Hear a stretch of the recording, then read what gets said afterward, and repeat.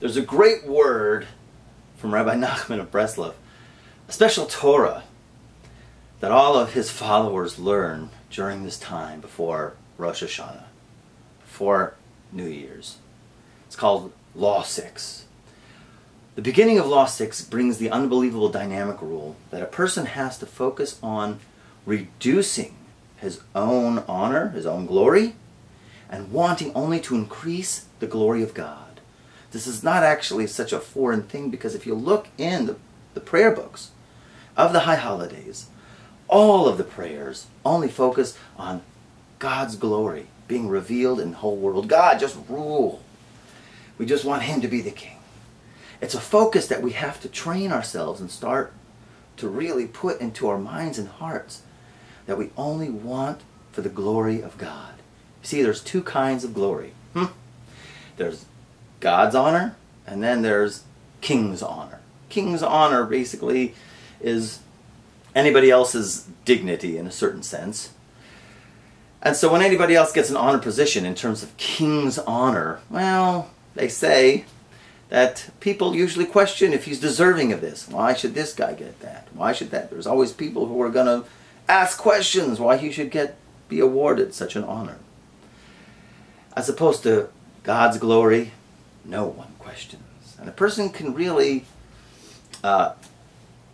develop this and acquire this and reach this kind of state called God's glory. And in order to do that, oddly enough, just to cut to the chase, is really you have to lose your existence in order to get an existence. That's really what it's about. Because you have to reduce your own honor. Rabbi Nachman goes to explain the essence of tshuva, which is returning. And the essence of tshuva, of returning, is an unbelievable dynamic rule that you've never heard before. Most people understand tshuva is, okay, you have to stop doing what you're doing wrong. You have to accept upon yourself in the future, and you have to confess about what you did. Rabbi Nachman says, the essence of tshuva is that when you hear, you're experiencing your own, someone criticizing you or putting you down, embarrassing you, that you are quiet. That when you are quiet, you have to realize, what are you in terms of relationship to God's glory? And obviously, God sent this experience for you to experience for a special reason. So if somebody's criticizing you or putting you down, even among other people, so you could use that opportunity to reduce your own honor, and doing it only for the honor of God. But to be quiet really means to be quiet inside your heart. He explains that really this is slaughtering your evil inclination. And so really what it is you're definitely reducing your ego.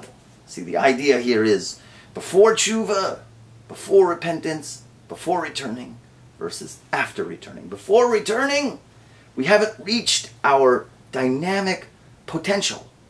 We're pre-potential. We're not really existing at that time. Only after we do tshuva, after we return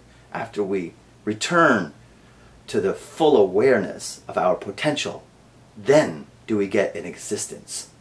So in terms of the avoda, the service, before Rosh Hashana, before the high holidays, we have to get involved with, God, I only want to increase your honor, your glory in this world.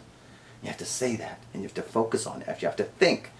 When you wake up in the morning, when you're going about your day, how can I increase God's honor, God's glory in the world? So when you're going into simple, when you're going and parking in any parking lot, and you know sometimes it always happens that somebody takes 2 parking spaces, right? As opposed to going exactly in. They're in a hurry, they're in a rush, whatever, right? So then you get out of the car and they go, Other people might be in the parking lot saying, taking 2 spots, right? So sometimes you might want to go more in the parking space, right? So that here's a Jewish person doing the right thing. And that's just one small example. There's so many other places where we can focus on increasing God's glory in the world and reducing our own. Shana Tova.